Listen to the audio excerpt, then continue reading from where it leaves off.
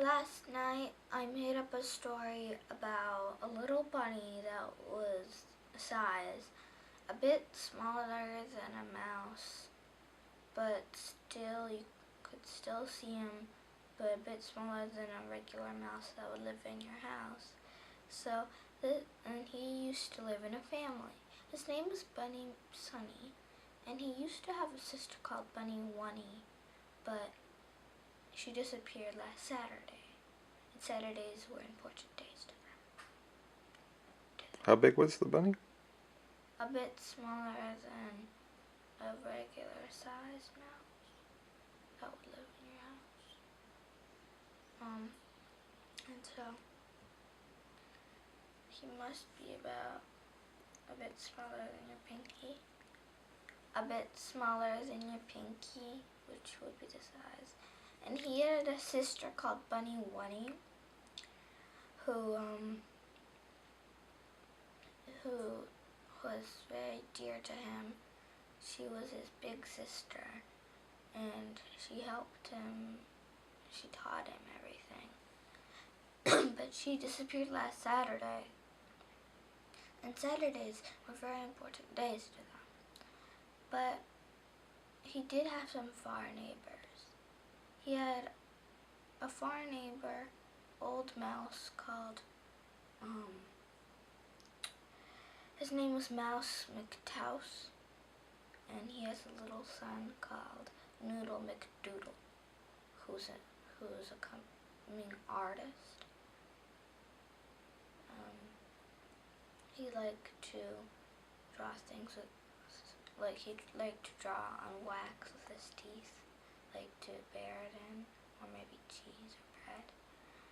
And he had a even farther neighbor, which was not his friend. He was a very grumpy old rat called Rattin McFatten. And, yeah, he wasn't very nice. So Bunny Sunny wasn't very fond of him, and he didn't visit him that much, unless it was a very special occasion. But he had to visit Mouse McTouse because Mouse McTouse was an original detective. So he went the long way, crossed the floor. He walked and jumped and hopped until he got to his house. It took about half an hour. If you were a human, it would take just like 20 steps. So then, yeah. So he knocked on the door with his ear, and by the way, Bunny Sunny's other name was Choco, because he was brown. And so when the door was opened by Mouse McTouse, he welcomed him in because they were great friends. So he walked in, and Mouse McTouse told him to sit down and said, why are you here? Are you just visiting, or has your sister brought a surprise like always, most of the time? Well, he said, that's the problem. She isn't. He said, what? What could have happened? He said, well, she disappeared last Saturday, and Saturdays are days when we drink milk and cookies. He said, what kind of milk was it? Soy. And what kind of chocolate was it? Well, there were almonds too. Yes, but what kind of chocolate was it? It was white chocolate. Well, at least mine was white chocolate, and hers was dark chocolate. Good. Now, what kind of dough was it? Well, mine was flour dough with a bit of carrots, and hers was flour dough with a sprinkle of lettuce dough.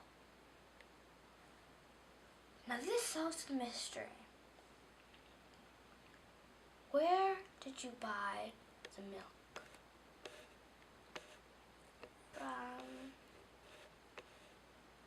From the cow that lives outside?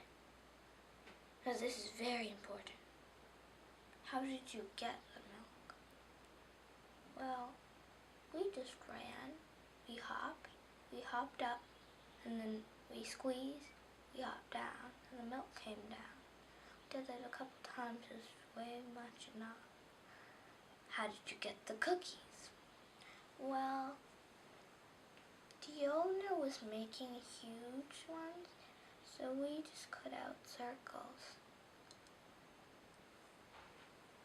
And then we added some ingredients. And where was all this to take place? In the house. Where did the milk take place from the cow? Outside. Where we always see strange paw prints. And how about in the kitchen? Where the owner screams at somebody with more big paw prints. And this is the answer to your problem. Your sister has been taken away by the cat.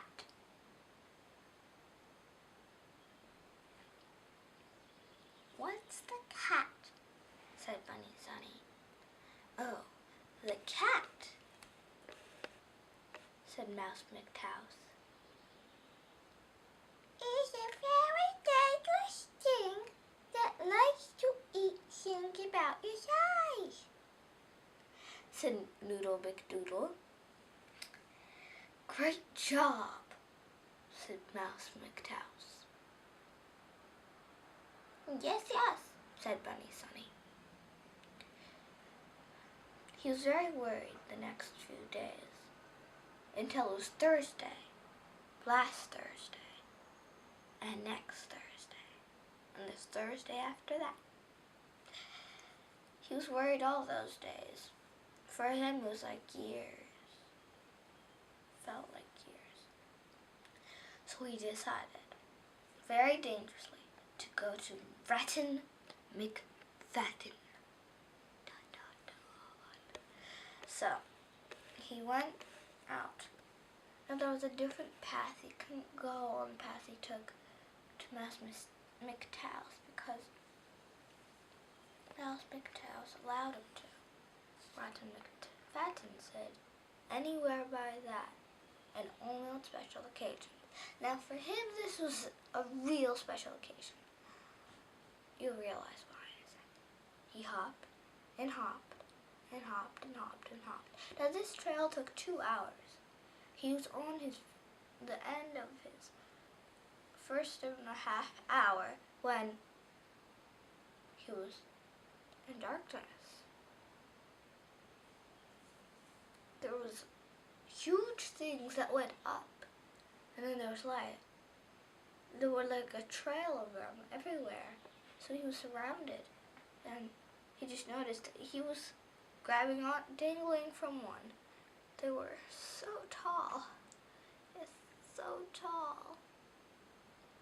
So he fell down. Then he hopped and hopped and hopped and hopped all the way to Rattan McFadden's house. Now, when he looked from Rattan McFadden's house, he could realize there was something long.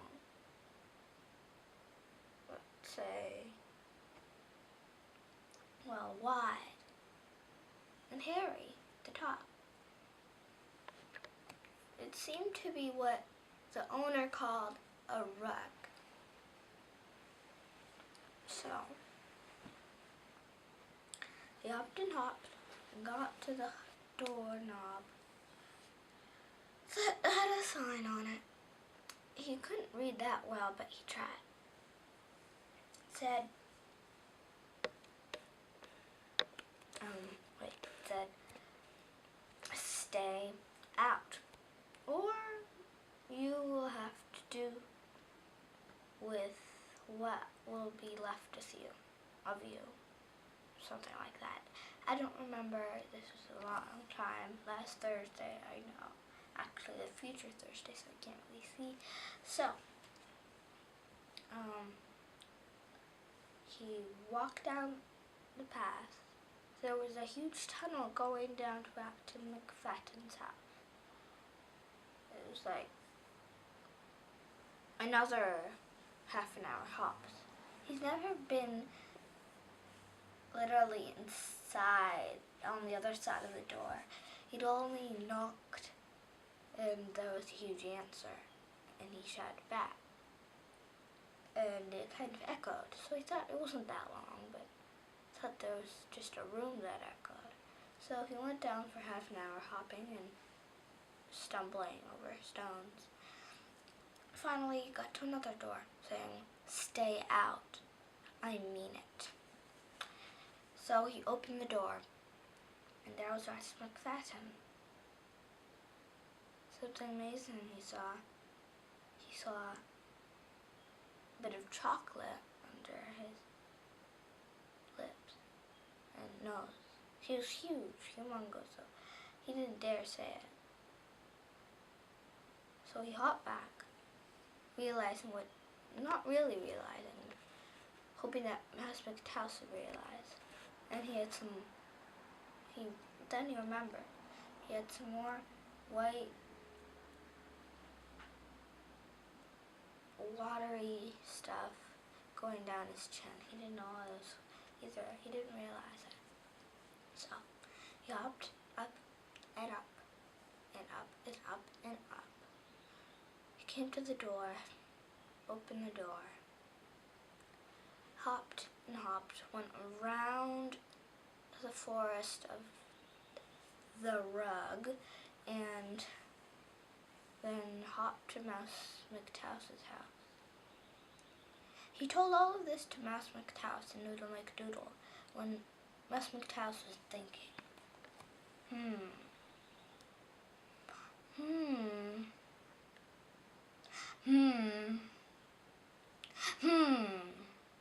until Doodle McDoodle said, "I think that the cat was helping Ratchet McFadden to get revenge on some of us.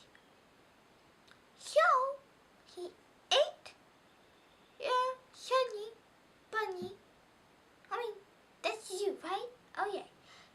So he ate Bunny Bunny. The cat ate Bunny Bunny, but in exchange, he got the milk and cookies that were left, since you hadn't finished them. So, the next week they thought of some way to get her back. Doodle McDoodle thought it was the end, so they couldn't do anything because she was already eaten. But they were suspicious and thought that they would have to go at the cat some way, but they would have to be extremely cautious. Somehow, I do not know, they got back Sunny Bunny. I only know that she was very happy and she still wasn't eaten in some sort of way. Only a little prick on the top of her ear. And the bunnies lived happily ever after. And of course the mice and some of the rats, unfortunately, lived all happily ever after.